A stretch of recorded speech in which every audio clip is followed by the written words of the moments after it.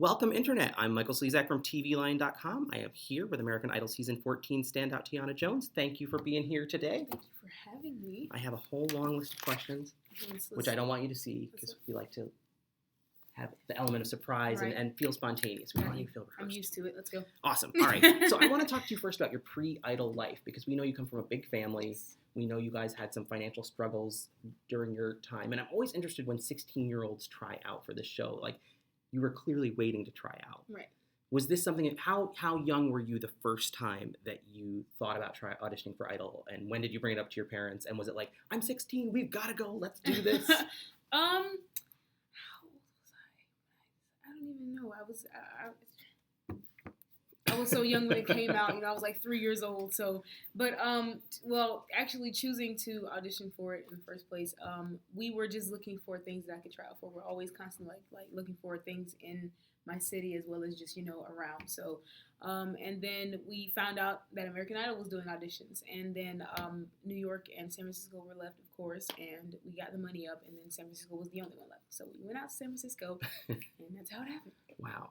And did you talk about, like, obviously this is a huge opportunity, and if you win, it could not only change your life, but your family's life. Was that pressure ever in your brain of, like, this could really change the course of my family's life? No, I don't think anything really hits me. I'm kind of, like you see me, I'm looking around and I'm not even looking at, So I think nothing hits me until someone says it to me. Okay. So when I was auditioning and I was sitting there, my mom was, she was talking to me and she was saying, Tyanna, you realize that you're not going to have a normal life if you make it. And then I was like, I never thought about that. I just thought, I'm going to be auditioning, and if I make it, that is going to be the coolest thing ever, So it doesn't hit me until the beauty of being 16. You're not thinking, exactly. What does this mean for our financial outlook? You're like, this seems fun. Exactly. I love singing. Yeah. Oh my God, to be 16 again. So what kind of music did you listen to at home? Like, because you covered everything from like CCR to Meghan Trainor, and I was always wondering, like, what's Tyanna's vibe at home? Like, what stuff are you listening to? So I'll just call it my playlist. My playlist consists of Rihanna, Sia, Beyonce, Kendrick Lamar, Carrie Underwood, Kelly Clarkson, who else? Josh Turner. Just so it's like it varies. It's not just I listen to techno music or I listen to dance music. It's like I listen to what I'm in the mood to listen to. Gotcha. So you've got a pretty eclectic taste, but very current stuff. Right. So were some of these themes that took you back like 40 years, were these songs that you had ever heard before, or were you like, oh my God, what's this? Well, of course, everybody's heard Proud Mary before, yeah. Even if they don't know the title of it. I had to I told my family when I told them I was singing it, they was like, what is that? And I was like, oh, Rolling on the River. And they were like, oh, yeah, that's right. And so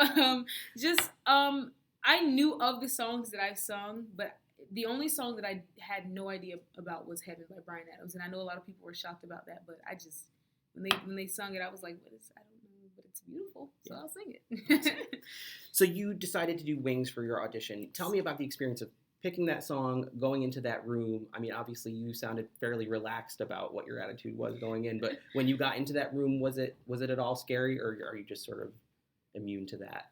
It's funny because what I was taught, I went to Douglas Anderson for a while, and what I was taught there was when you audition for something, the best thing to do is say your name really loud or say hey really loud, because then that kind of drops some of the nerves. So I walked in, and that's when I was like, hello, like that. And so I was like, let me just ease all of the nerves through this one hello and then see where it takes me. I was still a little nervous, but it's funny because no one knows this story about the process of me choosing Wings. And it's a really long process because I sung about 5 songs before I actually made it through to the judges. Okay. And every song that I sung, 2 of them said yes and 1 of them said no. And so the one guy, he was like, I don't know, I'm just not feeling it. I'm still not feeling it. And so I was like, okay, well, I'll sing whatever you want me to sing. And then the lady, she said, well, come back in 20 minutes and then we'll see then. And so I left out, called my mom, and she called my sister-in-law. So we were like having a conference call about what song I should sing. And then finally my sister-in-law said, well, what about Wings by Little Mix? And I listened to it and I was like, that is perfect. And then I went in there and sung it, and finally he said yes. That was the producer that you were trying to win over. So that you felt pretty good. Yeah. One of your harshest critics now turned around by. Because it was when I walked in, I was like, dude, you're gonna love me before I leave. Okay, that's gonna happen. And then he was like, oh, okay. And then I sung it, and he said, You actually said that to him? Yeah, I did. My mom told me to say it. She was like, when you go in there, say, hey, you are going to love me before I leave. Wow. And he did. So it worked out. That's awesome. Tell me about the Hollywood Week experience. Your group round, it seemed like it was a little bit of a tough. Oh, a little bit. No, that was situation. crazy. Hollywood Week had to be the worst but best experience of this entire thing. It was the worst thing because of course, you can look at it and tell why it was the worst thing. That group round, they didn't even show all of the horrible things that happened for that song. No. And I was so happy that they did it because in the beginning, I forgot my words and I just was all over the place. And it was the best thing also because you learned so much from it. You learned how to sing through your nerves. You learned how to sing through messing up a song. So it is what it is. We saw your mom even on camera being like, oh, she was dying. I knew she was dying because I was dying. So yeah. And people always say, why do they do Hollywood Week? It's not, these people aren't trying out to be in a group. But I always feel like maybe there is something to be learned. Like if you can't handle what goes on there, is there a lot of working with other people through the whole process that it is. I think the reason that Hollywood Week is what it is because they want to see how much you can handle because they know what you have to go through to be a star. And they know what you might have to do when you become a star because you're not going to always be singing solo. Someone's going to want to sing a song with you. Someone's going to want to do a trio with you, So they just, I think it's like a test. It's almost like the Hunger Games for singers. So. And if you're not nice about working with other people, that's also... you die. So you get to the showcase round, you choose Love on Top. Yes. To me, I mean, I'm not a singer. Anyone who's heard me at karaoke can attest to this. But Love on Top seems unbelievably hard. It is. You would not believe how long I sang that song before actually singing it on the show. I sung it for the first time at my mother and father's 20th anniversary. And then after that, I just kind of kept singing it. And my mom was like, that would be the perfect song for you to sing for House of Blues. So I was like, yeah. So I rehearsed every day, or if it wasn't every day, it was every other day for 2 hours. So, I just really, really rehearsed on that and then went there and sung it, and hopefully it was good enough for the people that were watching. It clearly got you to the next round. Yeah. I mean, is it really a matter of just rehearse to be able to train yourself to be able to hit those notes? I mean, the song just keeps going up and up. Just when you think it's stopped, Yeah, I think. Well, for Beyonce, I think anything is effortless. But for someone like me, I had to rehearse because going to Douglas Anderson, I was an alto.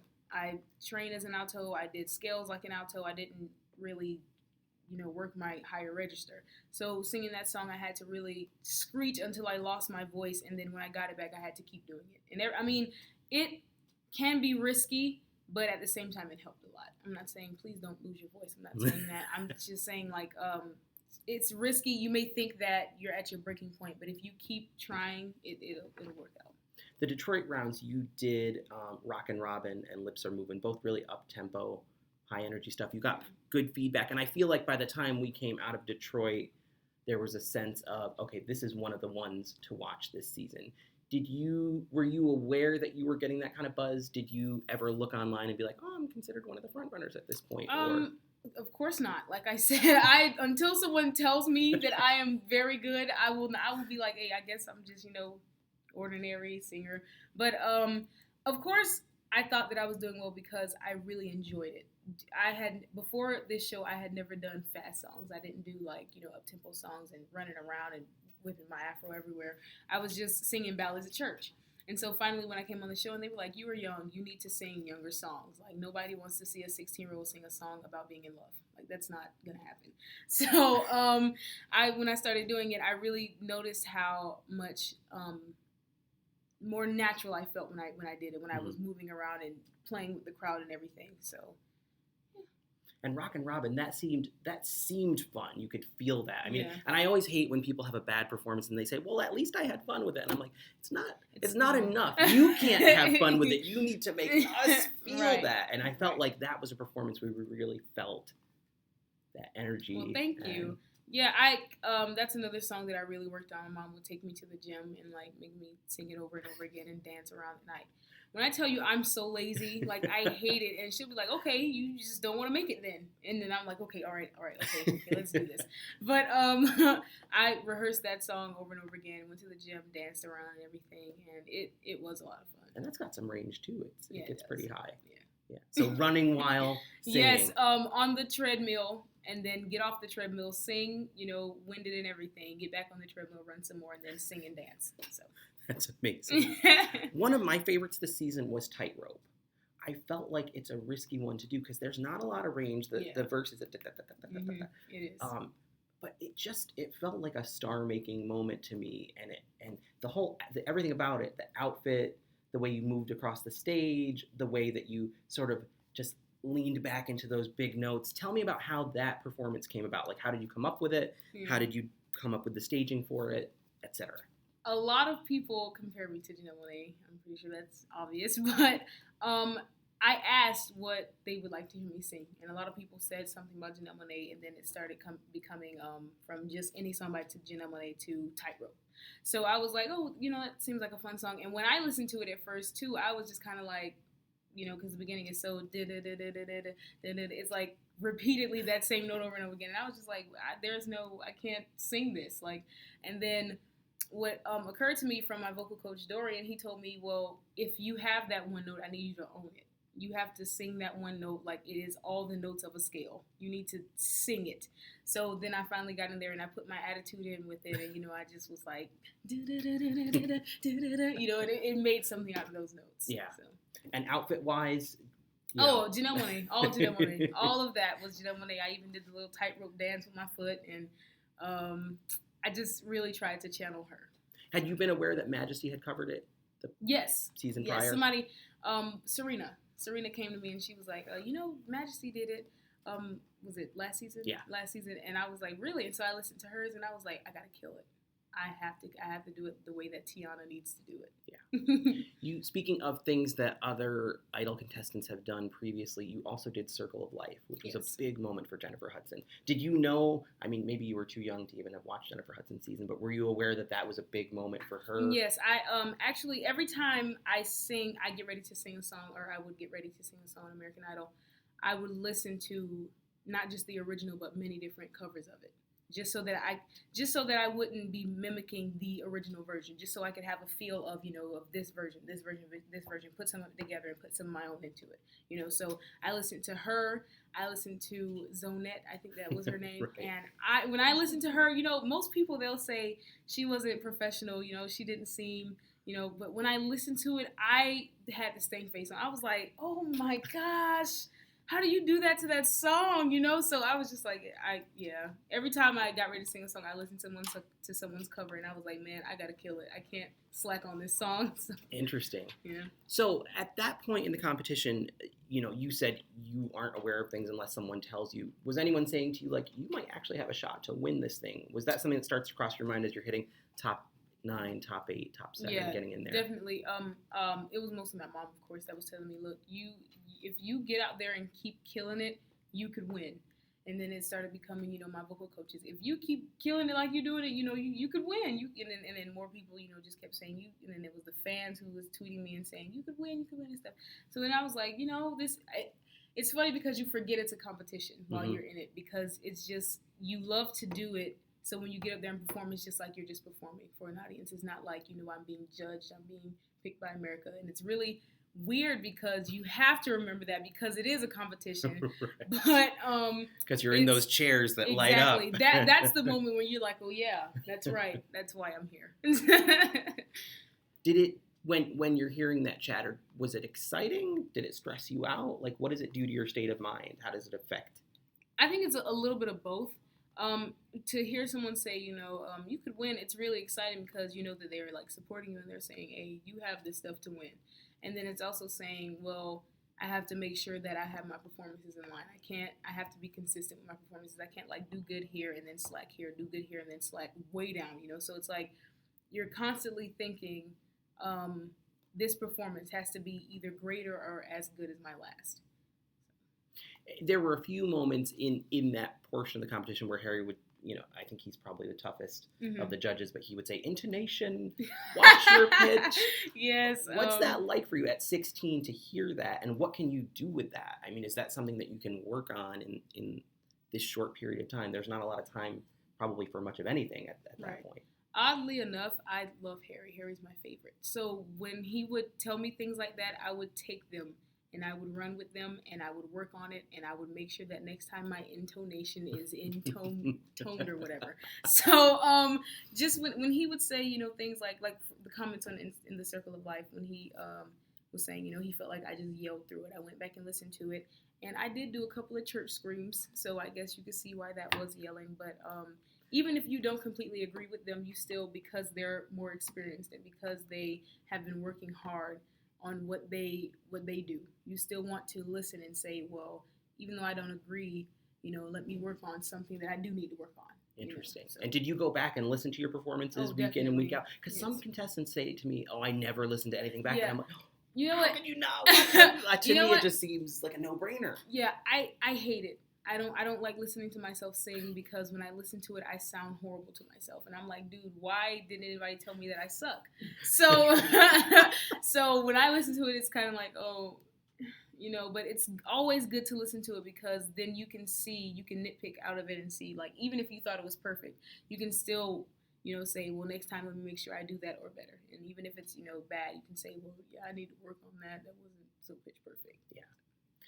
One week that I think a lot of contestants have told me they were stressed out by was Kelly Clarkson week, because her songs are challenging. You're singing them in front of her. Mm-hmm. And I know you talked in your package that week about a different mood, it's sort of a song to a guy who's and you sort of had to channel something that you hadn't experienced in life before. Tell me about that performance, how you felt it went, how you approached the song, how you sort of got into the lyric of it. Right. Actually, I have to say that Kelly Clarkson week was one of my best ones, like one of my favorite ones, I'll say. Getting to meet her and then singing her song in front of her was one of the best things ever for me, because then she could say, you're not doing it how it's supposed to be done. You're not doing it how, I interpreted it to be done. And even if it's not the same concept, it's still similar in a way, because when you perform it, it's still the same attitude that's given out. Mm-hmm. So, because I didn't have a boyfriend, I just kind of, did it to my bullies and everything. And that still takes anger. It still takes, me saying, look, you don't know anything about me. I'm singing to you and you're going to listen to me. Right. So that's kind of how I got prepared for that one. And did you, when you're listening to the song, do you immediately start thinking, this is who I would sing it to? Or did you have to think about, like, how am I going to make this song work for me? Like, how much was instinctive versus having to sort of think it through? No, I didn't have to, sit there and contemplate about it. I actually just got up there, and when I got up there, I remembered the many people in school who would tell me, because I was a little chunky, they would call me fat. They would say, you can't sing, you're not pretty enough to be a star, things like that. And I just immediately thought, look, I'm singing to them, and they're probably watching me right now, and even if they're not, I'm still, doing my thing. And they're going to hear about it. Exactly. So I was prepared for it. The following week, you did Stay by Rihanna. It's a pretty mature, challenging song. Mm-hmm. I thought that was maybe your best performance of the season. Oh, thank you. And I also felt like maybe a couple weeks prior to that, maybe some of the buzz about, like, you being the front runner or one of the front runners had faded a little bit. And that one, I felt like it was sort of a comeback, like you came roaring back with that one. Did you feel like you had something to prove with that song? And how did you come up with Stay? I think I did have something to prove with that song, not because I thought that I was slacking or anything, even though I probably was, but I felt like I had something to prove because people were starting to see me as just the fun running around 16-year-old girl, mm-hmm. and I had to remind them that I'm not in a box. Don't put me in a box. I will knock you out if you put me in a box. So I had to remind them, look, I will sing a ballad if I want to, if I will sing a soft spoken song if I want to. So that was kind of what I was reminding them. And I came up with Stay because it was Billboard hits. Mm-hmm. And at first I was thinking Dangerously in Love by Beyonce because I have sung that song so many times, but I didn't want to, because I've already, like, the Circle of Life, it was already so in your face. Mm-hmm. And Dangerously in Love is kind of like, in your face too, right, with all the notes and everything. So I decided to do something that was more subtle and that was more vulnerable and that I can actually show, vocally what I can do without screaming or without running around all over the place. Yeah, it's a smart strategy to sort of, not everyone thinks strategy, but it's like if I've done something 1 week, let me start switching it up. Exactly. American Classics Week. How did you come up with Why Do Fools Fall in Love and Proud Mary? They seemed a little. I don't know if they made as much sense to me for you as some of the other songs. Like you were singing a lot of more current stuff, and then you sang 2 really older songs that week. Were really you presented with a list of like, here's what people chose for you, and how long of a list was it? Okay, so that week it was actually American Classics. They took ideas from America and put them on a list, and it was first come, first serve. And Michael Slezak, if you would have seen the list, you would have chose the same songs that I chose. Okay, nothing against American Idol people who choose the songs, but when you look at the list, you're like, you want me to sing that like that? You want me to do something with that? That's not. So when I saw Proud Mary, I was like, oh, run around. Okay, yes. These were the two obvious. Exactly. So and then actually, I think Why Do Fools Fall in Love? I requested that one because it was such an old song, and I knew nobody would think of it. Yeah. So, and then, we have hat picks and things like that, and I did not want to go through that. So I was like, let's choose this really old song, and let's sing it. How many songs are on the list? Like 20, 50? Maybe about 30 to 35 songs. That's not enough songs. I know, right? It's not enough songs. Right. And then you're looking at me Per Blankens, come on. Come on now. Come on. Give us 100 songs. Come on. And when I hear people say, like, oh, well, such and such artist probably wouldn't clear it, every artist is going to clear it. It makes them money. Who doesn't want money? You know what? It's so funny because you would think that, but it's so not true. Like, when I wanted to sing a song by Prince, they were like, they asked, and it was just like, there wasn't even like a maybe. It was just like, I don't know. Prince doesn't need that's money. What I'm saying, right? Exactly. You want to sing songs by people who have a lot of money already and they don't even want it. So must be a nice problem to have. So Arena Anthems Week, you get Party in the USA and Heaven. You were saying Heaven was not a song you'd heard before. No.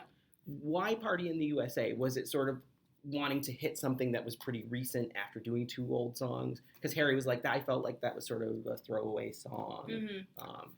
Party in the USA is such a singy, not singy song.